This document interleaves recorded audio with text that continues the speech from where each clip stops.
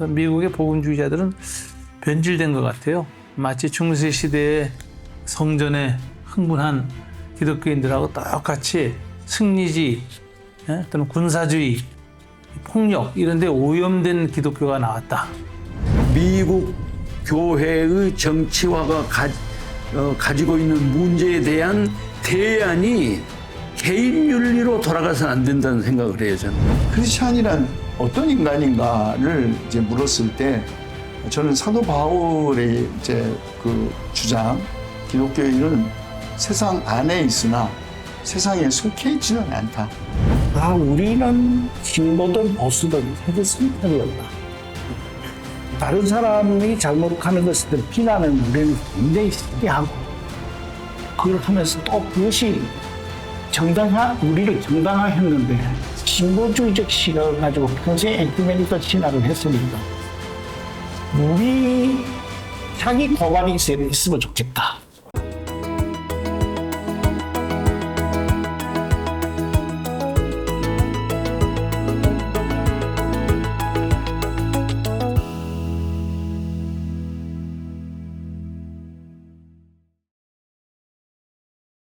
안녕하십니까.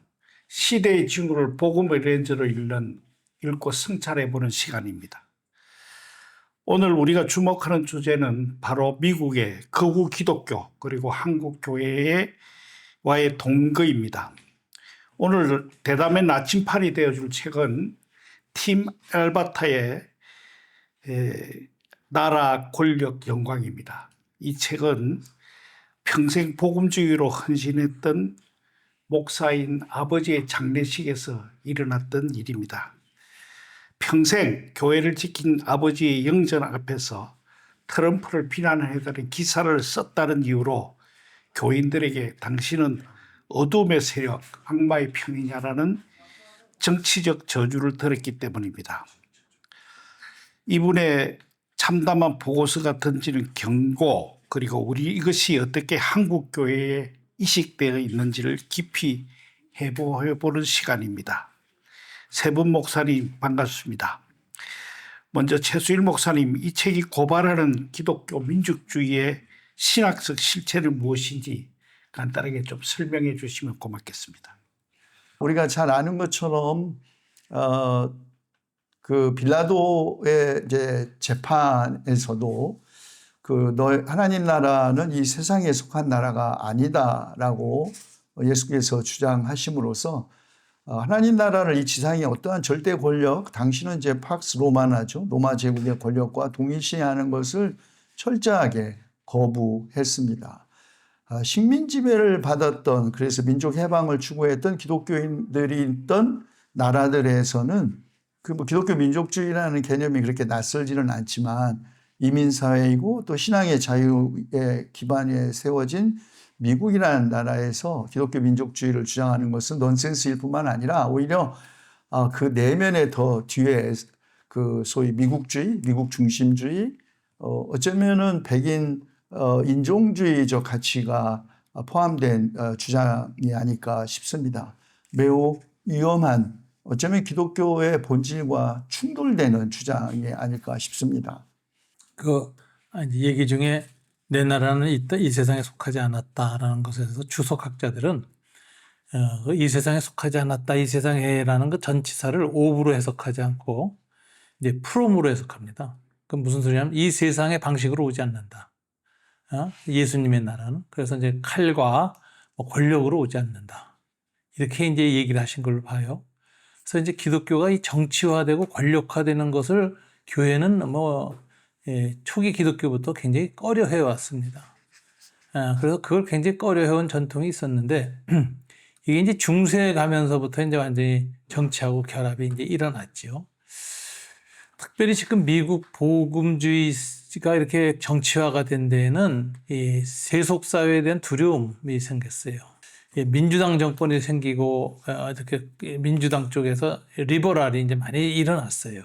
그래서 그 결과가 페미니즘도 많이 나오고 또 이 성소수자들에 대해서 이제 옹호하는 것이 나와서 이제 동성애 같은 이야기도 나오고 이러니까 기존 기독교 보수적인 가치를 가졌던 사람들이 굉장히 그 위기를 느꼈어요.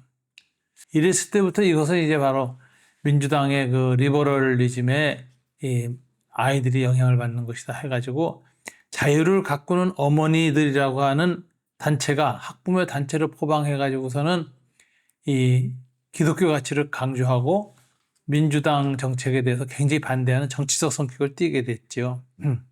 이것들이 점점 커가서 미국에서 여러 가지 복음주의 단체들이 이제 결합을 하면서 소위 지금 세속 사회를 기독교인들이 정권을 잡아서 정치적으로 주류 정치로 기독교 정치를 바꿔야 된다라고 하는 동기가 부여되면서 아마 미국의 대다수의 복음주의 교회들이 그걸 주장했는데 이걸 이용한 사람이 이제 트럼프예요. 트럼프가 뭐 진실한 기독교인도 아니고 기독교적인 가치를 갖고 산 사람도 아닌데 이런 그 보수주의 기독교인들의 그 어떤 그 좌절감이라든가 이 약점을 파고들고 그걸 공약으로 내세우는 거죠. 그러니까 이 기독교 세력이 이 트럼프에다 표를 줬고 트럼프를 반대하는 것은 기독교를 반대하는 걸로 이렇게 이분법화 시켰습니다. 그래서 이게 이제 굉장히 그 미국 복음주의 교회가 이 세속의 가치가 이렇게 정말 리버럴하게 자유주의적 가치가 올라오는 것에 대한 공포, 두려움 이런 것들이 이제 생긴 병적 증상이라고 볼 수 있어요. 특별히 저는 이틀 전에 그 트럼프 그 연설하는 걸 봤는데 독립기념일 전부 공산주의를 이제 내세웠거든요. Communism is a loser, and it always will be. The communist system is the opposite of the American system, and the communist system has never worked. Our warriors did not fight communism on battlefields across the world, only to have that menace rear its ugly head right back here in America. We're not going to let it happen. We'd like to stop a threat like that immediately and before it begins. It's like a cancer. You got to cut it out. You got to cut it out fast. 그럼 이제 복음주의자가 거기를 지지할 겁니다. 그런데 이제 트럼프가 공산주의를 계속 내내 얘기한 것은 뭐냐면은 지금 민주당이 기독교 사회당 있죠. 민주사회주의자. 이쪽 세력들이 이 민주당에 다수가 돼 있어요. 그러니까 그쪽이 이제 민주사회주의가 사상으로 올라오는 것을 미리 내다보고 공산주의라고 하고 막 지금 두들겨 패는 거예요. 근데 그런 데에 대해서 아마 복음주의 교회들은 두려워하면서 아마 영합하는 거 아닌가 이렇게 생각합니다. 그래서 이제 이게 굉장히 트럼프한테 지금 완전히 속고 있다. 예, 제가 이 책을 읽다가 그 팀 알바타의 글 중에 참 고통스럽게 읽은 대목이 있습니다. 내가 알던 예수의 사랑은 어디 가고 왜 교회는 우파 정치의 분노에 장식되었는가 라는 부분입니다. 복음의 언어가 분노와 적대로 바뀌면서 나타난 현실은 그야말로 끔찍합니다.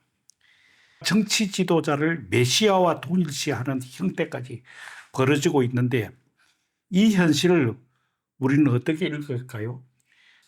저는 이 미국의 극우주의 세력이 이제 트럼프 대통령을 통하여 성취하려고 하는 것은 이런 기독교 극우주의의 정치화를 추구하는 것은 내면의 깊은 곳에 두려움이 있다고 그랬잖아요. 소위 이른바 미국을 신정국가 체제로 만들려고 하는데 민주당이나 혹은 진보적인 세력이 그걸 막는다. 이대로 가다가는 동성애 여러 가지로 미국이 이제 하나님의 세운 나라가 아니고 멸망에 갈 거야 하는 그 두려움이 실질적으로 두려움이 있을 수도 있고 그것이 극우 기독교 단체들의 정치 세력화의 아주 도구로 활용될 수 있기 때문입니다. 국내적으로는 소위 성소수자 문제라든가 이런 걸 비판하는 도구로 또 국외적으로는 반이슬람, 친이스라엘 그리고 전쟁을 정당화하는 이제 그런 도구로 이른바 문화전쟁 혹은 기독교 민족주의가 생긴 게 아닌가 저는 그렇게 생각하고요. 이것이 사실은 정치의 종교화나 종교의 정치화는 사실 이란성 쌍둥이이다.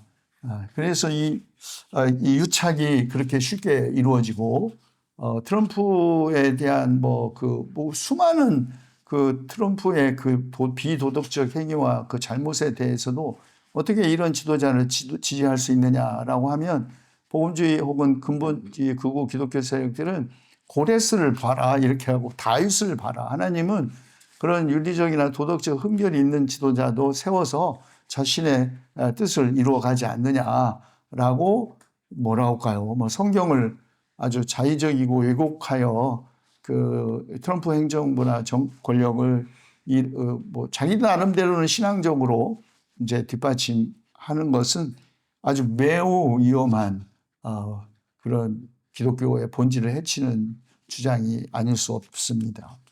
이 복음주의 그룹하고 미국의 마가라는 정치 그룹이 지향하는 가치나 신념이 비슷해요. 저 이 책에서 팀 엘바타가 예를 드는 인물들이 사실 한국 교회에서 잘 모르는 사람들이에요.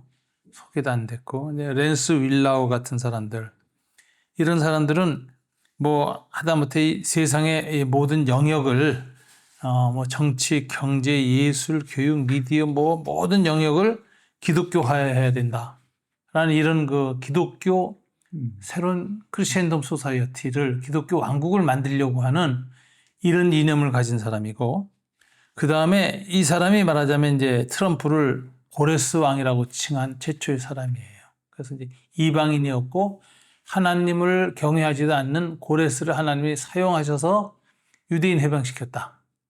그러니까 이 트럼프의 개인적인 도덕적 흥결이나 신앙적인 흥결 같은 거 문제 삼을 필요 없다.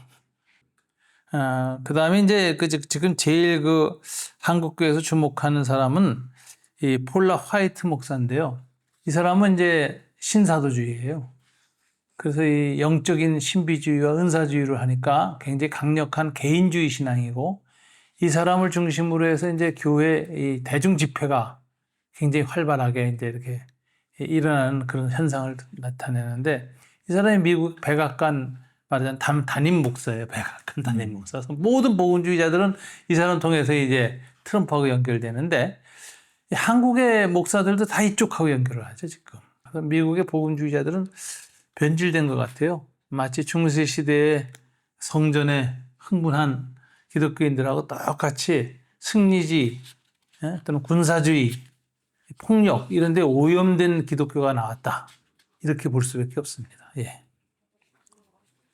그 종교의 정치와 또 정치의 종교와 이게 이제 이란성 쌍둥이와 같다 이렇게 말씀하셨는데요.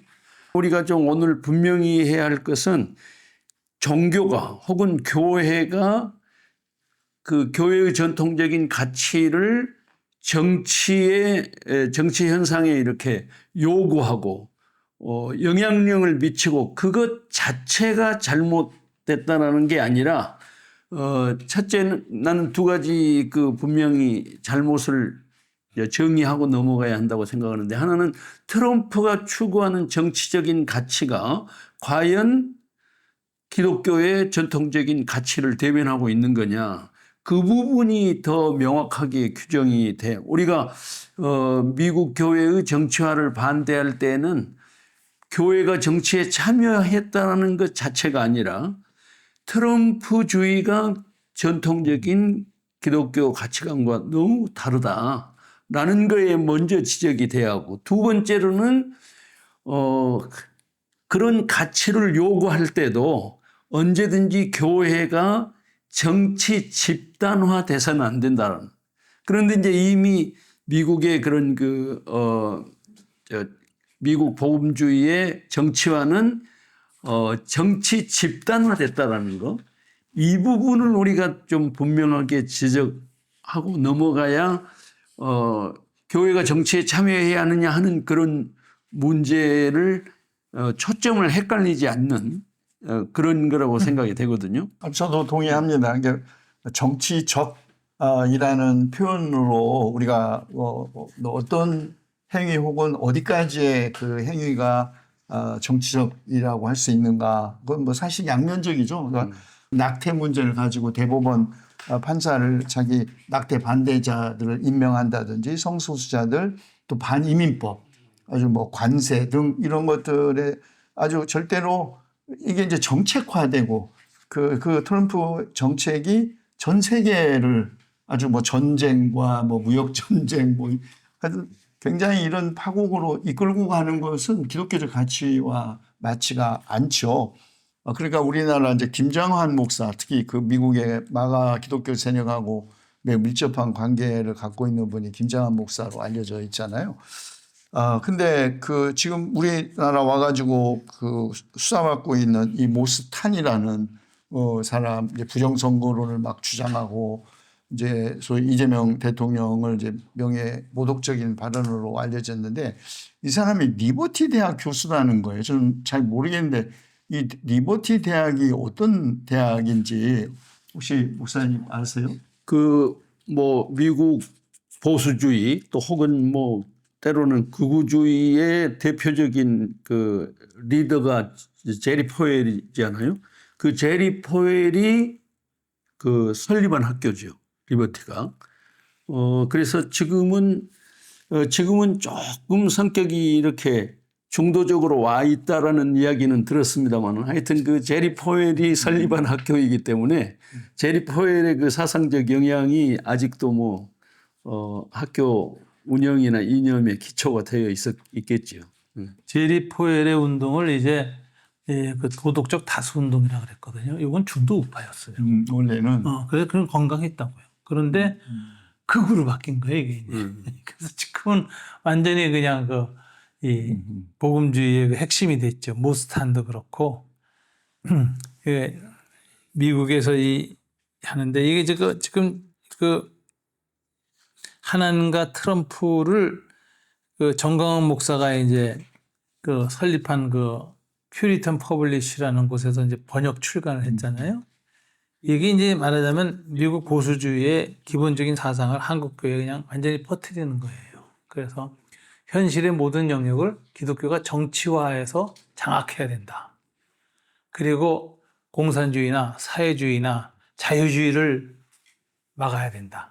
그래가지고 이 사람들이 말하자면 아까 문화적 기독교에서의 저항 세력이 이제 보네포였거든요. 독일에서는 유럽에서. 근데 거꾸로 지네들이 저항 세력이 돼가지고 자기네가 보네포라고 생각을 하는 거예요. 그러면서 뭐 거꾸로 보네포라서 거꾸로 인용을 하거든요. 이게 이제 난 참 자가당착이고 우습기도 하고 어처구니가 없는 그런 현상이죠. 우리 기독교가 서 있을 자리는 정치 권력이나 이런 게 중요한 게 아니고 가난한 자들, 어려운 자들, 힘든 사람들, 병든 사람들, 소수자들 이 사람들을 돌보는 것이 우리 기독교의 자리지. 그것이 복음을 전하는 것이고 복음의 공동체를 이루는 건 바로 이런 일을 이루고 그것이 우리나라 우리 사회의 발전에 기여할 수 있는 것이라는 이런 출발을 그렇게 하고 있습니다. 그런데 이 소위 복음주의라고 하는 마가 세력들은 권력을 쥐어야 우리가 복음을 전할 수 있다라는 그걸로 생각을 하고 있거든요. 이 상관관계를 우리가 좀 한번 좀 더 설명을 좀 해주시면 좋겠고요. 그 논의를 조금 더 이어갔으면 좋겠습니다. 거기에서 중요한 건 이제 이즘의 문제입니다. 무슨 주의하는데 이데올로기죠. 그 화란의 그 신학자였던 하우츠 바르트는 이데올로기 그 자체가 이 우상 숭배적이다 이렇게 얘기를 해요. 왜냐하면 이데올로기는 어떤 가치를 절대화하고 비판을 허락하지 않고 반대하는 사람을 힘으로 제압하는 거거든요. 그래서 이데올로기는 그 절대화라는 특성을 갖는데 지금 미국의 그 마가라든가 이쪽 사람들이 그런 현상이 나타나요. 자기네들의 이즘을 절대화하고 그걸 폭력으로 국가 폭력으로 지키려고 하는 거거든요. 이거는 말하자면 하나의 우상화예요. 그러니까 자기 비판을 허락하지 않는 것, 자기 신념이나 자기 가치를 절대화하는 것, 이 자체가 일종의 철학의 우상숭배거든요. 지금 여기가 거기에 빠져 있는 거죠. 보수만이 아니라 이제 진보 진영도 그 뭐라고 할까 자기 절대화에 이제 위험성이 있다는 지적은 우리 특히 진보 진영도 되새겨 이렇게 새겨들어야 할 지적이라고 생각하는데요. 우리가 지금 정치와 교회 혹은 권력과 교회의 관계 논의할 때 주로 이제 빌라도의 법정을 불러오는데, 저는 사실은 예수님의 사탄의 그 세 가지 시험사와도 아주 매우 중요한 성서적 증거라고 생각합니다. 이제 세 번의 시험을 당했잖아요. 뭐 돌을 빵으로 만들고, 그 다음에 이제 성전에서 뛰어내리고, 뭐 종교적 기적, 뭐 경제적 기적.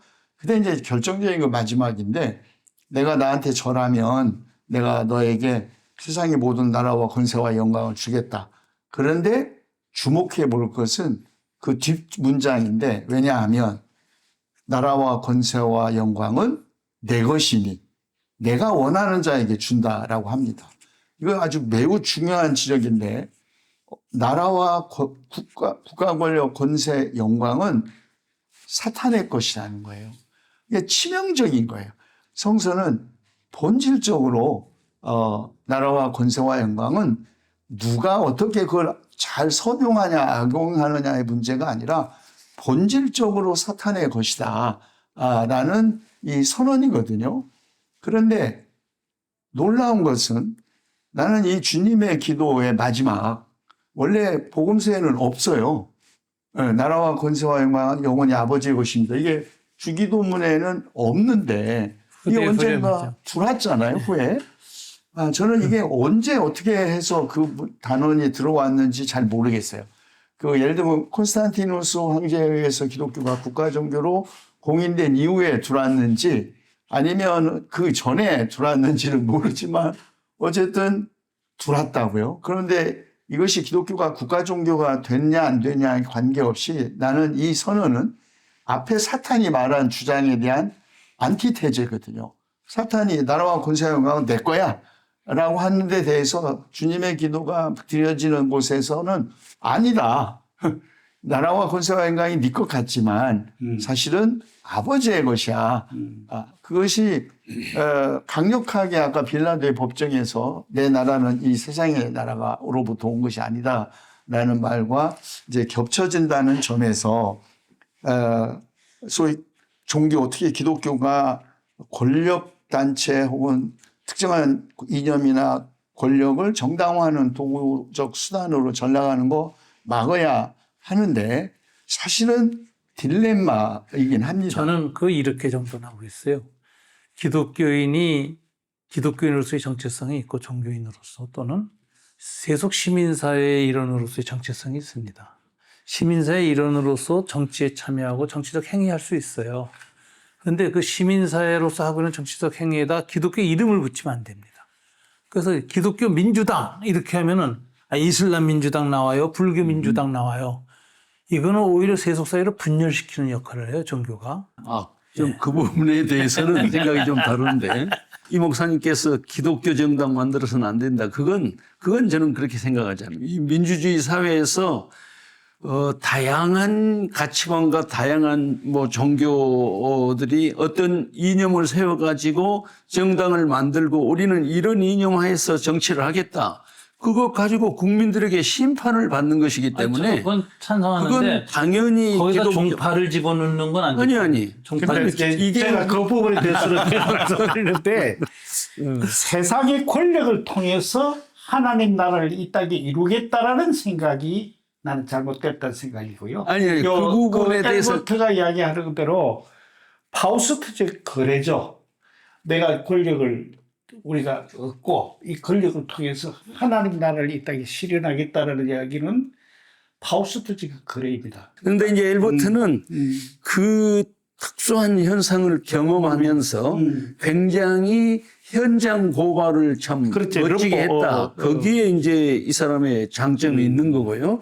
지금 이 엘버트가 주장한 것처럼 미국 교회의 정치화가 가지고 있는 문제에 대한 대안이 개인 윤리로 돌아가서는 안 된다는 생각을 해요, 저는. 개인 윤리도 다 망가졌어요. 이게 뭐냐면 그 대안이 개인 윤리가 대안이다라고 해서는 안 된다는 거예요. 이문식 목사가 말하는 도덕적 다수 운동이 처음에는 순수했다고 생각을 했는데 이 도덕적 다수 운동을 그냥 완전히 망가뜨려 버린 거 아닙니까? 그러니까 트럼프와 같은 사람도 하나님의 종이다.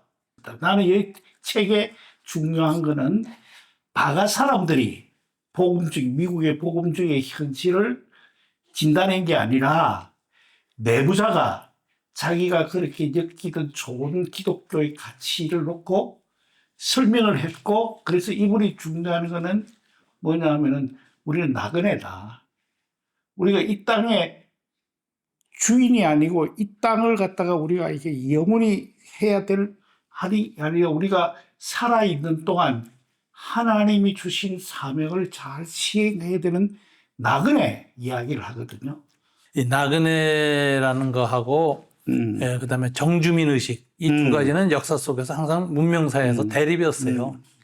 그런데 이제 기독교가 항상 가치가 있었던 건 나그네들의 의식을 가지고 원래 나그네였고 디아스포라였고 나그네로 살아가면서 나그네들과 연대를 했거든요. 그런데 이제 기독교가 중심으로 들어가잖아요. 변두리성을 상실하고 그러면 항상 제국주의가 됐어요. 그리고서는 뭐 성전을 하고 뭐 이랬단 말이에요.